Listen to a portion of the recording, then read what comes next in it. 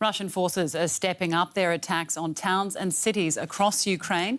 The strikes are hitting military and civilian targets. The assaults come ahead of a new round of talks between Ukrainian and Russian negotiators expected to start in the next hour or so.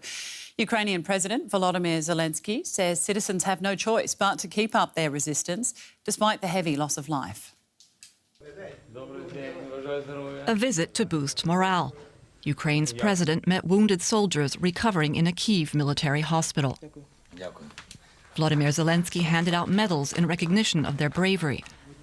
Though Russian forces appear to be widening their attacks across Ukraine, Zelensky vowed ultimate victory, and he indicated progress could be made as bilateral talks continue.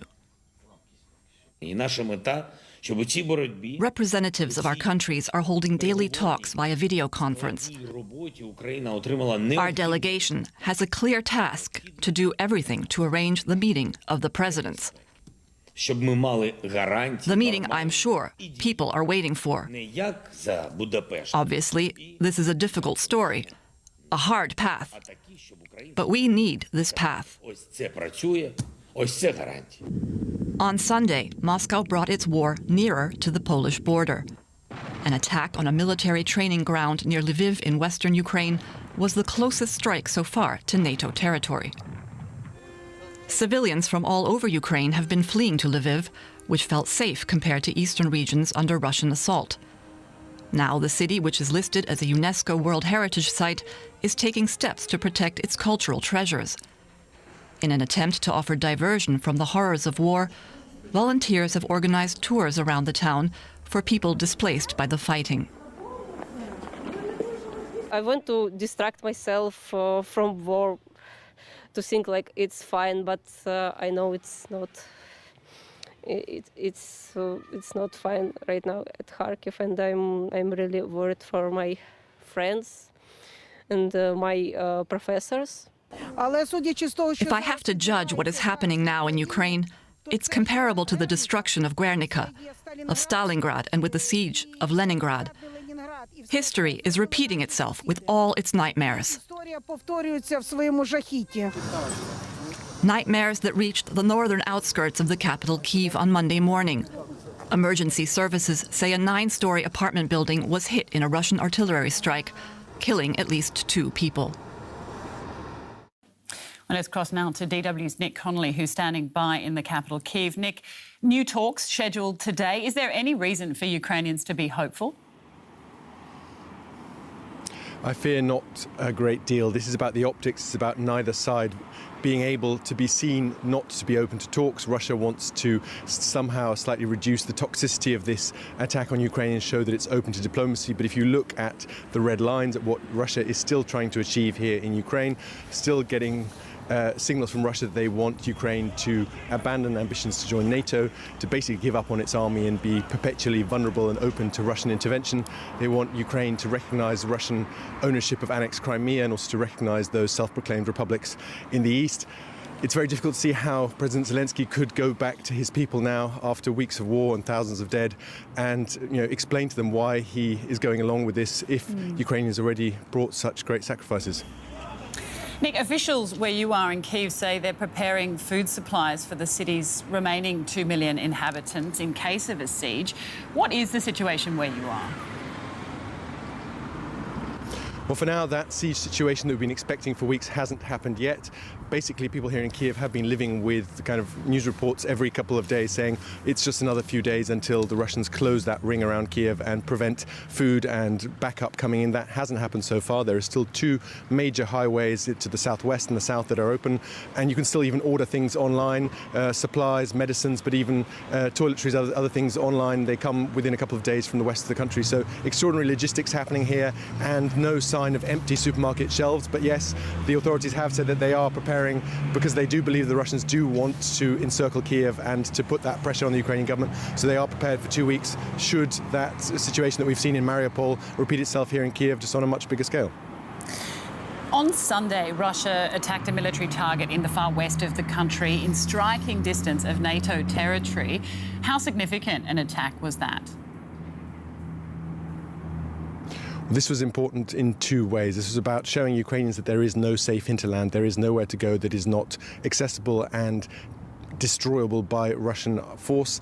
These missiles were launched from Russian planes, we believe, that were flying above the Black Sea, cruise missiles, and about 35 people, we now understand, lost their lives. They're mainly military people. But this was just a matter of kilometers away from the border crossings to Poland that have seen hundreds of thousands of Ukrainians queuing for kilometers in front of those border crossing points. So a real sense of vulnerability there. But this is also a clear signal to NATO. This was a training ground where NATO troops, or at least NATO member country troops from America, UK, other countries, were training Ukrainian forces to use those Western weapons that have proved so successful for the Ukrainians in recent weeks. So that training ground as kind of proxy for Western support for Ukraine. We've heard Vladimir Putin in recent days saying if more significant weaponry comes in from the West, then Russia will attack those shipments, those supplies, and basically we'll see any country aiming to help Ukraine as a party to this conflict. So a very clear attempt to try and scare off Western support for Ukraine, and a sense here that, yeah, this is now a country that is at war along its basically 3,000-kilometer border with Russia and Belarus. Now, places in the south that are now under Russian control, such as the city of Kherson, we're seeing people fighting back. What's the situation there in those occupied towns?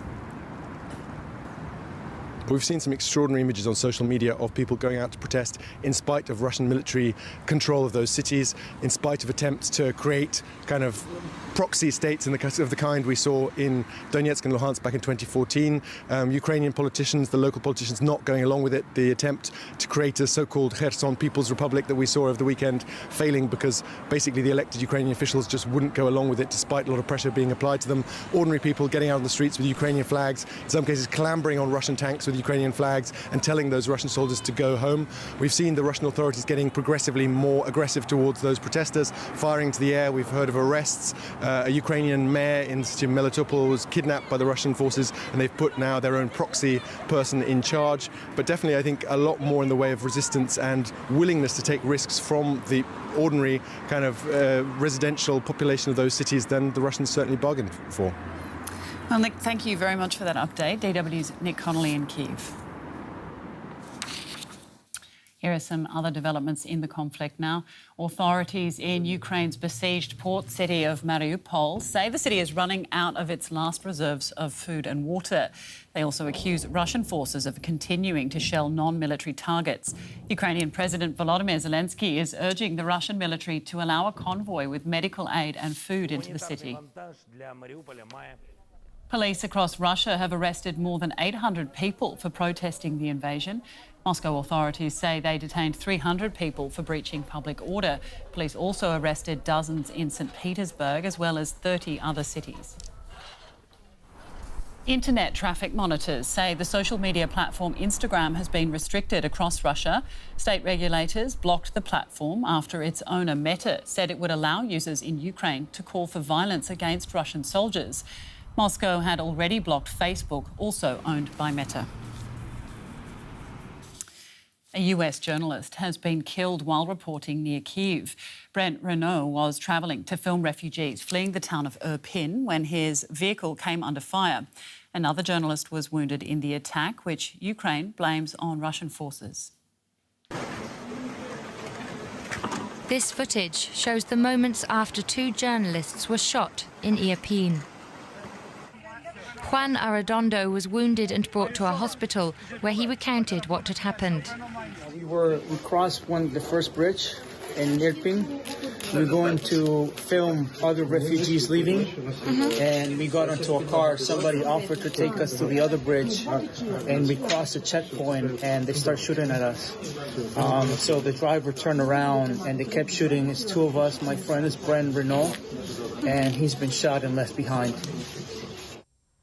Arredondo didn't yet know that Renault, a 50-year-old award-winning documentary filmmaker, had died at the scene. Ukrainian officials blamed Russian forces for the shooting. Several media crews have come under fire since Russia's invasion of Ukraine. Renault is believed to be the first foreign journalist to be killed. Irpin, a suburb about 20 kilometres outside Kiev, has been under heavy bombardment as Russian armoured vehicles advance towards Ukraine's capital. thousands of people are fleeing in dangerous conditions. Some evacuees have come under fire, but staying is also terrifying. It is war, just war. Our building was hit with a missile and 2 apartments next to ours were just smashed. We've got cases of looting. It's just horrible, very, very horrible. Something went through the air and then boom. All the windows were broken and the balcony fell down.